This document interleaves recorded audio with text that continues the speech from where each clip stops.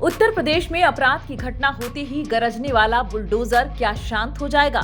Supreme court के बुधवार को आए बड़े फैसले के बाद यह सवाल खड़ा हो गया है। यूपी के नेताओं की ओर से भी इसको लेकर प्रतिक्रिया सामने आने लगी है। कांग्रेस नेता प्रमोद तिवारी ने तो बुलडोजर का उपयोग राजनीतिक फायदे के लिए करने का आरोप लगाया। इस मामले में सीएम योगी आदित्यनाथ और बीजेपी से सवाल किया कि क्या वे माफी मांगेंगे।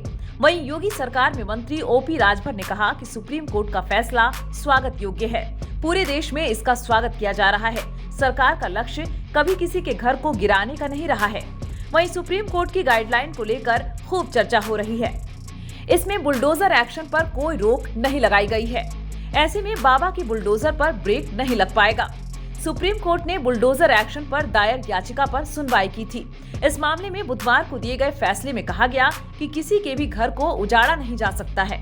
सुप्रीम कोर्ट ने अपने आदेश में कहा है कि संविधान में दिए गए उन अधिकारों को ध्यान में रखा है जो राज्य की मनमानी कार्रवाई से लोगों को सुरक्षा प्रदान करते हैं। कोर्ट ने स्पष्ट तौर पर कहा कि कानून का शासन यह सुनिश्चित करता है कि लोगों को यह पता हो कि उनकी संपत्ति को बिना किसी उचित कारण के नहीं छीना जा सकता। कोर्ट ने कहा कि अगर सरकारी अधिकारी कानून हाथ में लेकर इस प्रकार का एक्शन लेते हैं तो उन्हें जवाबदेह बनाया जाए। कोर्ट ने यह भी कहा कि हमने शक्ति के विभाजन पर विचार किया है। यह समझा है कि कार्यपालिका और न्यायपालिका अपने अपने कार्य क्षेत्र में कैसे काम करती हैं। न्यायिक कार्यों को न्यायपालिका को सौंपा गया है। न्यायपालिका की जगह पर कार्यपालिका को यह काम नहीं करना चाहिए। कोर्ट ने आगे कहा कि अगर कार्यपालिका किसी व्यक्ति का घर केवल इस वजह से तोड़ती है कि वह आरोपी है, यह शक्ति के विभाजन के सिद्धांत का उल्लंघन है। किसी व्यक्ति को कानूनी प्रक्रिया का पालन किए जाने के बाद कोर्ट के पास सजा देने का अधिकार है। कोर्ट ने बुलडोजर कार्रवाई पर पूरी तरह से रोक नहीं लगाई है। कोर्ट ने अपने आदेश में साफ किया है कि किसी भी संपत्ति का विध्वंस तब तक नहीं किया जा सकता जब तक उसके मालिक को 15 दिन पहले नोटिस न दिया जाए। कोर्ट ने कहा कि यह नोटिस मालिक को पंजीकृत डाक के जरिए भेजा जाएगा। इसे निर्माण की बाहरी दीवार पर भी चिपकाया जाएगा। नोटिस में अवैध निर्माण की प्रकृति, उल्लंघन का विवरण और विध्वंस के कारणों को बताया जाएगा। बुलडोजर एक्शन की वीडियोग्राफी भी की जाएगी। अगर इन दिशा निर्देशों का उल्लंघन होता है तो यह कोर्ट की अवमानना मानी जाएगी। सुप्रीम कोर्ट ने कहा कि आम नागरिक के लिए अपने घर का निर्माण कई वर्षों की मेहनत, सपने और आकांक्षाओं का परिणाम होता है। घर सुरक्षा और भविष्य की एक सामूहिक आशा का प्रतीक है।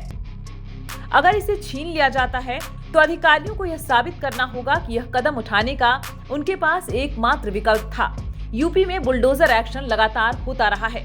दरअसल 2017 में सीएम योगी आदित्यनाथ के मुख्यमंत्री बनने के बाद अपराधियों पर लगाम लगाने के लिए बुलडोजर को एक मॉडल बना दिया गया। हालांकि योगी सरकार की ओर से जितने भी बुलडोजर एक्शन हुए उसको लेकर पहले से ही कार्रवाई चलने की बात सामने आई।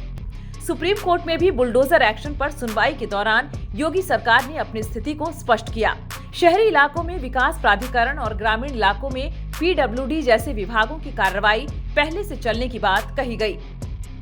योगी आदित्यनाथ सरकार बनने के बाद 2017 में अधिकारियों की ओर से बुलडोजर एक्शन को लेकर कानूनी पचड़ों की बात सामने आई।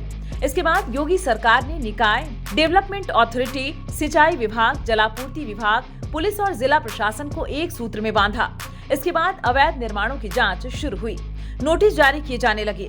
अगर किसी पर भी कोई अपराध का मामला सामने आता है, उसे तत्काल नोटिस जारी कर अवैध निर्माण तोड़ने का आदेश दिया जाने लगा।